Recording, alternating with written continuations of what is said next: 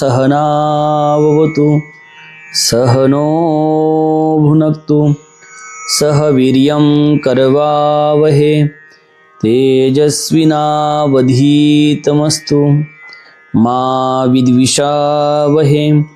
ओम शांतिः शांतिः शांतिः। कृष्णाय वासुदेवाय हरे परमात्मने प्रणतक्लेशनाशाय गोविंदाय नमो नमः। गुरुर्ब्रह्मा गुरुर्विष्णू गुरुर्देव महेश्वरा गुरुर्साक्षात् परब्रह्म तस्मै श्री गुरवे नमः। कर्मजं बुद्धियुक्ता हि फलं त्यक्त्वा मनीषिणः जन्मबंधविनिर्मुक्ता पदं गच्छन्त्यनामयम्। भगवंताच्या असीम कृपेने, विश्वमौली ज्ञानोबरायाच्या असीम कृपेने, सकल संतांच्या आशीर्वादाने, सद्गुरुदेवाच्या आशीर्वादाने चालत असलेल्या या नित्य ज्ञानेश्वरी चिंतनामध्ये आज आपण ज्ञानेश्वरीतील द्वितीय अध्यायातील 51 क्रमांकाच्या श्लोकापासून प्रारंभ करत आहोत।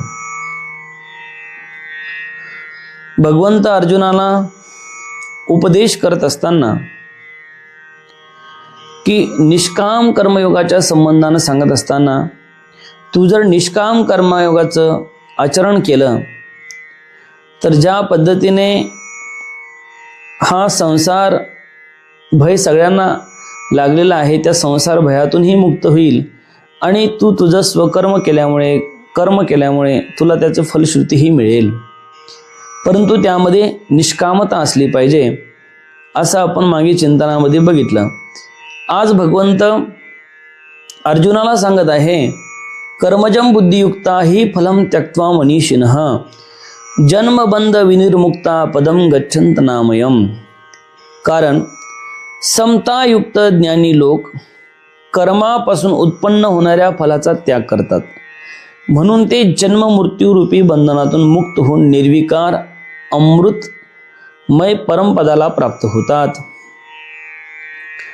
भगवंत अर्जुनाला सांगत आहेत की जे समतायुक्त आहे, काल चिंतनामध्ये आपण पाहिलं समत्वम योग उच्चते, त्या समतेलाच योग म्हटलं आहे, बुद्धियोग म्हटलं आहे। आणि अशा समतेचा जे अंगीकार करतात, अशी समता जे धारण करतात, अशी समता जे मिळवतात, अशी समता जे प्राप्त करतात, अशा समतेला प्राप्त झालेल्या ज्ञानी लोक किंवा त्यांना ज्ञानीच म्हणता येईल, असे जे ज्ञानी आहे ते लोक कर्मापासून उत्पन्न होणाऱ्या फलाचा त्याग करतात। म्हणजे कुठल्याही पद्धतीने त्यांना कर्म केल्यानंतर त्या कर्मफळाची अपेक्षा त्यांना त्यांच्या जीवनामध्ये नसते। म्हणजे कुठलंही कर्म असू द्या, मग ते कर्मकांड असू द्या, यज्ञ याग असू द्या, जप तप असू द्या, भगवत सेवा असू द्या, हे सगळं करताना त्याच्यामध्ये कुठल्याही प्रकारची सकामता नसते। आणि ज्या कर्मामध्ये सकामता नसते त्यालाच निष्काम कर्मयोग म्हटलं आहे, त्यालाच बुद्धियोग म्हटलं आहे। कारण कर्म करत असताना त्या कर्मामध्ये सकामता असेल तर ते शुद्ध कर्म ठरू शकत नाही, ती निष्काम कर्म ठरू शकत नाही। अरे प्रेमाची सुद्धा तीच गोष्ट आहे। तुम्ही जर कोणावर प्रेम करत असाल तर त्या प्रेमामध्ये स्वार्थ नसला पाहिजे। प्रेमामध्ये जर स्वार्थ असेल तर ते निस्वार्थ प्रेम ठरणार नाही। तुम्ही जर तुमच्या पत्नीवर प्रेम करत असाल तर त्याच्यामध्ये स्वार्थ नसावा। तुम्ही तुमच्या मुलाबाळावर प्रेम करत असाल तर त्याच्यामध्येही तुमचा स्वार्थ नसावा। तुम्ही म्हणसाल महाराज की मुलाबाळावर प्रेम करण्यात कोणता स्वार्थ आहे? अरे जरी तो दिसत नसला तरीही सुद्धा उद्या या मुलाबाळाने माझी म्हातारपणामध्ये सेवा केली पाहिजे, अशा पद्धतीची कामना अंतःकरणात असणे सुद्धा ही स्वार्थच झाला. आई वडिलाने माझ्या सगळ्या गोष्टी पुरवल्या पाहिजे, हाही एक स्वार्थ झाला. आणि एखादी प्रियसी एखाद्या प्रियकरावर प्रेम करत असेल आणि त्या प्रियकराकडे धन संपत्ती आहे या अनुषंगाने प्रेम करत असेल तर तोही स्वार्थी प्रेम ठरेल. आणि निष्काम प्रेम त्याला म्हणतात की कुठल्याही परिस्थितीमध्ये काहीही असेल तरीही सुद्धा त्या व्यक्तीवरील प्रेम कधीच कमी होत नाही, याला निष्काम प्रेम म्हणतात. म्हणून असं निष्काम प्रेम जर असेल तर त्याला निष्काम प्रेम म्हटलं जाईल. तसंच ज्या कर्मामध्ये कुठल्याही प्रकारची सकामता नाही, लालसा नाही, इच्छा नाही, मागण्याची आशा नाही, अशा प्रेमाला सुद्धा निष्काम कर्मयोग, अशा कर्माला सुद्धा निष्काम कर्मयोग असं म्हटल्या जाईल. म्हणून जे ज्ञानी लोक असतात त्यांना माहिती असतं मागायचं तरी काय, ज्याच्या विषयी मागायचं, ज्या संबंधाने मागायचं ते सगळं तर नश्वर आहे. जगताच्या संबंधाने मागायचं म्हटल्यानंतर जगत तर आपण इथं सोडून जाणार आहे, जगत नश्वर आहे. दुसरी गोष्ट, जगत प्रपंच आधी तर नश्वर आहेच, पण शरीराच्या संबंधाने मागायचं असेल तर शरीर सुद्धा नश्वर आहे. मग शरीर नश्वर आहे, जगत नश्वर आहे, ह्या सगळ्या गोष्टी नश्वर आहे. मग नश्वरता आपल्या जीवनामध्ये आपण का मागावी? आपल्याला जर मागायची असेल तर त्या मागण्यामध्ये ही नश्वरता नसावी. एक प्रकारे तर मागणी करणं योग्यच नाही, आणि करायची असेल तरी सुद्धा भगवंताकडे हीच मागणी करायची की देवा, अखंड तुझी सेवा आमच्याकडून घडत राहो, अखंड तुझ्या प्रती आमच्या जीवनामध्ये प्रेम राहो. त्यांच्याकडून घेणे काहीच नाही, उलट भगवंताला सांगायचं की देवा, तुझ्या प्रती आमची दृढ भक्ती वाढत राहो. यालाच काय म्हणता येईल, निष्काम कर्मयोग म्हणता येईल, की ज्याच्यामध्ये कुठल्याही प्रकारची कामना नाही, सकामता नाही. आणि ज्ञानी लोक त्या गोष्टीचे पूर्णपणे तंतोतंत पालन करतात. आणि पालनच करत नाही तर ते कुठल्याही प्रकारे फलाची अपेक्षा धरत नाही, आणि फलाची अपेक्षा न धरल्यामुळे त्यांच्या जीवनामध्ये पापही उत्पन्न होत नाही आणि पुण्यही उत्पन्न होत नाही. जो मुक्त पुरुष असेल, ज्ञानी पुरुष असेल, त्यांच्या जीवनामध्ये पापही नसतं आणि पुण्यही नसतं. ते परमार्थ जरी करत असेल तर त्याच्यापासून पुण्य उत्पन्न होणार नाही, कारण त्यांचा जो भाव आहे तो भाव निष्कामतेचा असल्यामुळे कर्म तर स्वधर्म तर ते करणार आहे. पूजा पाठ कर्मकांड जे असेल त्यांच्या वाटेला आलेलं, भगवत सेवा, भगवत चिंतन, ध्यान, धारणा, या सगळ्या गोष्टी ते करतील. परंतु हे सगळं करत असताना एखादा आश्रम असेल तर आश्रमही चालवतील, पण हे सगळं करत असताना त्याच्यामध्ये त्यांचा कुठल्याही प्रकारची आसक्ती नसते, सकामता नसते, आणि त्यामुळे ते जन्म मृत्यूरूपी जे बंधन आहे त्या बंधनाच्या पलीकडे जाते. अरे जन्म मृत्यूरूपी बंधन का आहे? कारण जन्म मृत्यूरूपी बंधन असण्यास कारण हे काय आहे की आपण ज्या पद्धतीने पुण्य केल्यानंतर पुण्य उत्पन्न होतं, पुण्याच्या बळाने तुम्हाला स्वर्ग प्राप्त होईल, पुण्याच्या बळाने एखादा चांगला मनुष्य जन्म प्राप्त होईल, परंतु शेवटी तो बंधनच ठरेल. पाप केलं तर ती गोष्ट वेगळीच आहे, पण पुण्याच्या बळावर तुम्हाला काय होईल, एखादा चांगला जन्म प्राप्त होईल. मग जर पुण्याच्या बळावर तुम्हाला एखादा चांगला जन्म प्राप्त होत असेल, पुन्हा तुम्ही जन्माला येत असेल, तरीही तो काय होईल, एक पद्धतीने जर विचार केला आपण तर ते बंधनच ठरेल. म्हणून ज्ञानी लोक या सगळ्या गोष्टीमध्ये लक्ष घालत नाही, ज्ञानी लोक या सगळ्या गोष्टींचा विचार करत नाही, ते या सगळ्यांच्या पलीकडे असतात. आता माऊली त्या संबंधाने काय चिंतन करतात ते बघू. माऊली म्हणतात, ते कर्मे तरी वर्तती, परी कर्मफळा नाताळती, आणि याता याती लोपती अर्जुना तया. अर्जुना, ते त्यांच्या जीवनामध्ये कर्म करतात, त्यांनी कर्मे जरी केली तरी त्यांच्या हृदयात कर्मफळाची लालसा नसते. म्हणून त्यांना जन्म मरणाचे जे चक्र आहे त्यांचं थांबल्या जातं, की ते कर्म करतात परंतु त्या कर्मापासून त्यांना फळ मिळावं ही अपेक्षा नसते. अरे शेतामध्ये तुम्ही नांगरटी केली, नांगरटीकडून वखरणी केली, वखरणी केल्यानंतर योग्य वेळी योग्य मोसम आल्यानंतर पाणी पडल्यानंतर मग त्या ठिकाणी तुम्ही काय केलं, बिजवाई पेरली, बिजवाई लावली आणि बिजवाई लावल्यानंतर योग्य वेळी योग्य फवारणी केली, योग्य वेळी खुरपणी केली, योग्य वेळी निंदणी केली. हे योग्य वेळी ज्या ज्या गोष्टी आवश्यक आहेत त्या त्यावेळी योग्य वेळी ती करत गेले तर तुम्ही त्याच्यापासून इच्छा करा का नका करू, तुम्हाला त्याचं फळ मिळणारच आहे. पण मी तुम्हाला काल परवाच्या चिंतनामध्ये सांगितलं होतं की जर तुम्ही आशा धरून बसले, इच्छा करून बसले कशाची, की मी जर सोयाबीन पेरली आहे 5 एकरामध्ये तर मला 60 पोते सोयाबीन झाली पाहिजे अशी आशा धरून जर बसले आणि जर नाही झाली तर तुम्हाला दुःख होईल.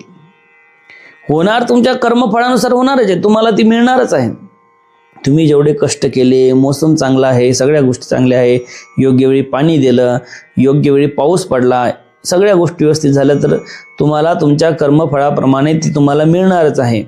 परंतु तुम्ही आशा धरून बसलेले आहे की मला 60 पोते सोयाबीन झाली पाहिजेत, 60 पोते सोयाबीन झाली पाहिजेत, 50 क्विंटल कपात झाली पाहिजे, पण नाही झाली तर याचा अर्थ असा आहे की त्यामुळे आपल्याला दुःख होईल. पण त्याचा अर्थ असा आहे की तुम्ही आशा धरा की नका धरू, पण तुम्हाला त्याचं फळ मात्र ते तितक्या प्रमाणात मिळल्याशिवाय राहणार नाही, ते फळ मिळणारच आहे.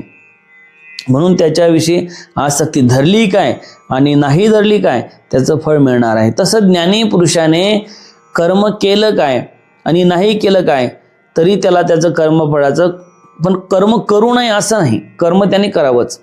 कारण कर्म काय करावं, ज्ञानी जरी झाला तरी त्यांनी जगाच्या कल्याणासाठी कर्म करावं, जगासाठी कर्म करत राहावं. स्वतः जरी मुक्त झाले तरी इतरांच्या मुक्तीसाठी त्याने प्रयत्न करावा. मग कर्म त्याने करावंच, कर्म केलंच पाहिजे, कारण तो त्याचा स्वधर्म आहे. निष्क्रम्य जर व्हायचं असेल तुम्हाला तुमच्या जीवनामध्ये तरीही सुद्धा कर्म करावंच. नैष्क्रम्य कशाला म्हणतात, की तुमची कर्मफळामध्ये आसक्ती नाही त्याला नैष्क्रम्य म्हणतात, की निष्काम कर्मयोग. तर अशा पद्धतीने सांगतात की कर्म सगळे करतात ते, पण कर्मफळा नातडती, कर्मफळामध्ये ते आसक्त होत नाही आणि त्यामुळे जन्म मरण रूपी या भवसागरातून ते बाहेर येतात. पुन्हा माऊली सांगतात, मग निरामय भरित पावती पद अच्युत ते बुद्धियोग युक्त धनुर्धरा. आणि मग हे धनुर्धरा, हे अर्जुना, मग ते बुद्धियोगी सर्व प्रकारचे उपद्रव रहित व आनंदाने परिपूर्ण भरलेल्या अशा कधीही न ढळणाऱ्या परमात्मा स्वरूपाला प्राप्त होतात. आणि असे ते बुद्धियोगी सर्व प्रकारचे उपद्रव रहित आणि आनंदाने परिपूर्ण भरलेल्या अशा कधीही न ढळणाऱ्या परमात्मा स्वरूपाला प्राप्त होईल. अरे भगवंताच्या स्वरूपाशिवाय किंवा भगवत स्वरूपाशिवाय किंवा आत्मस्वरूपाशिवाय ब्रह्मस्वरूपाशिवाय जेवढे पदार्थ आहेत तेवढे सगळे दुःखदायी आहे. त्यांना सगळे अनात्म पदार्थ म्हणतात आणि अनात्म पदार्थापासून सुखाची कल्पना करणे कधीही शक्य नाही. अरे संसारामध्ये तुम्ही जे सुख शोधत आहे त्या सुखाची कल्पना करणे सुद्धा संसारामध्ये शक्य नाही. कारण संसाराच्या संबंधानं संत तुकाराम महाराजांनी म्हटलं आहे, दुःख बांधवडी आहे हा संसार, सुखाचा विचार नाही कुठे. किंवा संसार दुःख मूळ चहूकडे इंगळ, विश्रांती नाही कोठे रात्रंदिवस तळमळ. संसारामध्ये दुःखच भरलेलं आहे, दुःख स्वरूप हा संसार आहे. मग संसार जर दुःख स्वरूप आहे तर संसाराच्या व्यतिरिक्त जो परमात्मा आहे तो सुख स्वरूप आहे, तर आपण त्यांच्याकडे गेलं पाहिजे. परंतु आपली लालसा सदैव संसारामध्ये काहीतरी मिळवण्याची असते, काहीतरी प्राप्त व्हावं, काहीतरी मिळवावं, काहीतरी मिळालं पाहिजेत, अशी सदैव लालसा आपली या संसारामध्ये असते, म्हणून आपल्याला या संसारापासून सुख तर मिळतच नाही, तर आपल्याला जास्त प्रमाणात दुःखच प्राप्त होत असतात. पण ज्ञानी पुरुष जे असतात ते ज्ञानी पुरुष त्या भगवत स्वरूपाला प्राप्त होतात आणि त्या भगवत स्वरूपाला प्राप्त होऊन त्या आनंदाची ते अनुभूती घेतात. आत्मस्वरूपाला प्राप्त होऊन त्या आत्मानंदाची अनुभूती घेत असतात.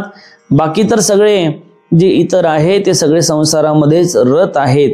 म्हणून एवढीही सोपी गोष्ट नाही की या संसाराच्या आसक्तीतून बाहेर निघणे, या संसाराच्या भवसागरातून बाहेर निघणे. तुकाराम महाराज म्हणतात, विरळा ऐसा कोणी त्यासी तुका त्यासी लोटांगणे. एखादा विरळा ऐसा बरी प्राप्तीच्या पैल तीर विपाईल निघे. एखादाच कोणी आहे की तो या भवसागरातून बाहेर येतो आणि भवसागरातून बाहेर येणारा एखादा विरळ असा असतो. त्या पद्धतीने जर विचार आपण केला तर ज्ञानी पुरुष काय करतो, ते या सगळ्या बंधनाला झुगारून देतो. कसं झुगारून देतो? मग तो कर्म करतो, पण त्या कर्माच्या संबंधाने आसक्ती धरत नाही. आसक्ती धरत नसल्यामुळे त्याला पुण्य पाप होत नाही, आणि पुण्य पाप होत नसल्यामुळे त्याच्या ठिकाणी जे संचित आहे ते तयार होत नाही, आणि संचितच तयार झालं नाही तर त्याला प्रारब्ध रूपाने पुन्हा भोगायला याचं काम पडत नाही. आणि जे भोग असेल ते या जन्मामध्ये तो भोगून मुक्त होत असतो. पुन्हा भगवंत अर्जुनाला सांगतात, यदा ते मोह कलिलम बुद्धीर व्यतितरिष्यति तदा गंतासि निर्वेदम श्रुतवेस्य श्रुतश्च. जेव्हा तुझी बुद्धी मोहरूपी पातकातून पूर्णपणे तरून जाईल, त्यावेळी तू जे ऐकलेले आहेस आणि जे तुला ऐकवायचे आहेस त्याबद्दल तू सहज विरक्त होशील. या ठिकाणी भगवंत अर्जुनाला सांगतात की जेव्हा तुझी बुद्धी मोहरूपी पातकातून पूर्णपणे तरून जाईल, कारण या ठिकाणी अर्जुन जो आहे तो मोहग्रस्त झालेला आहे. अर्जुन जो आहे तो मोहाने पछाडलेला आहे. अर्जुन जो आहे तो मोहामध्ये फसलेला आहे, आणि मोहामध्ये फसलेले असल्यामुळे, मोहग्रस्त झाल्यामुळे त्याची जी काही बुद्धी आहे त्याच्यामध्ये अडकली आहे. आणि त्यामुळे एखादी गोष्ट अगोदरच एखाद्या गोष्टीमध्ये, पाण्याने घडा भरलेला असेल तर त्याच्यामध्ये तुम्ही अनेक पाणी नाही साठवू शकत. एखाद्या वस्तूने एखादी वस्तू भरलेली आहे त्याच्यामध्ये आणखी वस्तू नाही टाकू शकत. जर तुम्हाला तो घडा जर चांगल्या वस्तूने भरायचा असेल, तुम्हाला तो तुपाने भरायचा असेल, लोण्यानं भरायचा असेल, तर सर्वप्रथम पाणी खाली केलं पाहिजे. पाण्याने फुल भरलेला घडा आहे, त्यामध्ये तुम्ही जर तूप टाकण्याचा प्रयत्न केला तर ते वाया जाईल. पाण्याने भरलेला घडा आहे, त्याच्यामध्ये लोणी बस टाकण्याचा प्रयत्न केला ते वाया जाईल. सर्वप्रथम त्याला रिकामं करावं लागेल, तरच त्यामध्ये लोणी किंवा तूप बसू शकतं. त्या पद्धतीने जोपर्यंत या आपल्या ठिकाणी अंतकरणामध्ये हा जो मोह बसलेला आहे, तुझ्या बुद्धीमध्ये या मोहाने घर केलेलं आहे, तोपर्यंत तू कितीही या सगळ्या गोष्टी ऐकल्या तरी तुझ्यावर त्याचा परिणाम होणार नाही. जोपर्यंत तू या मोहरूपी पातकातून बाहेर येणार नाही, म्हणजे तोपर्यंत तुला ह्या सगळ्या गोष्टी ज्या सांगायच्या आहे, ज्या ऐकलेल्या आहे, तुला ऐकवायच्या आहे, त्याबद्दल तुझी जी विरक्ती आहे ती होणार नाही.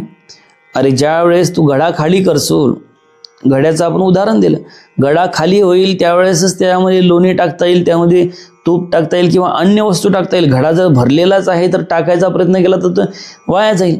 त्या पद्धतीने जोपर्यंत या संसाराच्या प्रति विरक्ती वैराग्य निर्माण होत नाही, तोपर्यंत खऱ्या अर्थानं परमार्थाच्या गोष्टी सुद्धा कानाला गोड लागत नाही.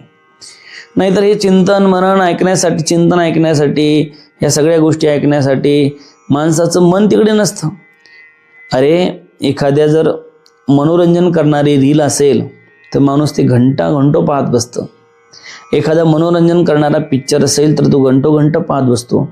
पण तेच जर एखादा आपल्या जीवनाचा उद्धार करणाऱ्या आत्मज्ञानाचं साधन असणारं प्रवचन असेल किंवा धार्मिक विषय असेल तर तो ऐकण्याचा माणसाला काय, 1 घंटा ऐकल्यानंतर, अर्धा घंटा ऐकल्यानंतर माणसाला ते बोर होऊन जातं. का बोर होतं? कारण एक तर तुमची जी काही सगळी जी साठवणूक झाली आहे तुमच्या या घडग्यामध्ये, या मडक्यामध्ये, ती ऑलरेडीच पहिलीच भरलेली आहे. त्याच्यामुळे त्याच्यामध्ये आणखीन काही टाकण्याचं किंवा काही बसवण्याचं त्याच्यामध्ये जागा शिल्लक नाही. तुमच्या ठिकाणी या मडक्यामध्ये, या घागरीमध्ये ऑलरेडीच बाकीच्या सांसारिक गोष्टीनेच ते सगळं फुल भरलेलं आहे. त्याच्यामध्ये तुमच्या प्रपंचाचा व्याप आहे, त्याच्यामध्ये सगळ्या गोष्टी आहेत, त्या सगळ्यांनी फुल भरल्यामुळं त्याच्यामध्ये या परमार्थिक साधनेला, परमार्थिक जीवनाला किंवा परमार्थिक जे प्रवचन आहे, परमार्थिक चिंतन आहे, ज्ञानेश्वरी आहे, गाथा असेल, या सगळ्या गोष्टी साठवण्यासाठी त्यामध्ये जागा शिल्लक राहिली नाही. म्हणून सर्वप्रथम जागा तुम्हाला करावी लागेल.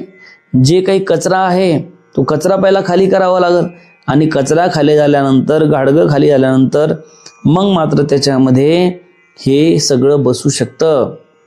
त्या पद्धतीने भगवंत अर्जुनाला हे सांगतात की जोपर्यंत ती मोहरूपी पातकातून तू पूर्णपणे तरुण जात नाही, म्हणजे बाहेर जोपर्यंत तुझी बुद्धी या मोहरूपी पातकातून बाहेर येत नाही तोपर्यंत तू तरुण जाऊ शकत नाही. कारण ऑलरेडीच पहिलं सगळं भरलेलं आहे, तर त्यात बसणार कुठं. म्हणून सर्वप्रथम तुला काय करावं लागेल, तर ह्या सगळ्या गोष्टीतून बाहेर यावं लागेल, सगळ्या गोष्टीतून मुक्त व्हावं लागेल. सगळ्या गोष्टीतून तुला तुझं जे घाडगं आहे, घडा आहे, बुद्धिरूपी घडा आहे, तो रिकामा करावा लागेल. मग जेणेकरून तुझ्या ठिकाणी हे जे तुला मी सांगतो आहे, जे सांगवायचं आहे, त्याच्यासाठी जागाही होईल आणि त्यानंतर त्याबद्दल तू सहज विरक्त होशील. आणि हे सगळ्या गोष्टी ऐकल्यानंतर तुझ्या ठिकाणी विरक्तीसुद्धा येईल. ह्या सगळ्या गोष्टी ऐकल्यानंतर तुझ्या ठिकाणी काय होईल, तू सहज विरक्त होऊन जाशील, सरस विरक्ती तुझ्या ठिकाणी येईल. आता माऊली त्या संबंधाने काय म्हणतात ते बघा. तू ऐसा तय होसी, जय मोहातया सांडसी, आणि वैराग्य मानसी संचरेल. बघा, तू ऐसा तय होसी. माऊली म्हणजे भगवंतच अर्जुनाला सांगत आहे की तू असा केव्हा होशील. काय, तू ऐसा तय होशील, ज्यावेळी या मोहाचा त्याग करशील. केव्हा, ज्यावेळी, त्यावेळी तू मुक्त होशील आणि तुझ्या मनात वैराग्याचा चंद्रमा उदय पावेल. ज्यावेळी तू या मोहाचा त्याग करशील त्यावेळी तू मुक्त होशील. जोपर्यंत मोह तुझ्यामध्ये आहे, तुझ्या बुद्धीमध्ये मोहाने जागा केलेली आहे, तोपर्यंत तू मुक्तही होऊ शकत नाही. तोपर्यंत मुक्त होण्याची इच्छा जरी असली तरी तू होऊ शकत नाही.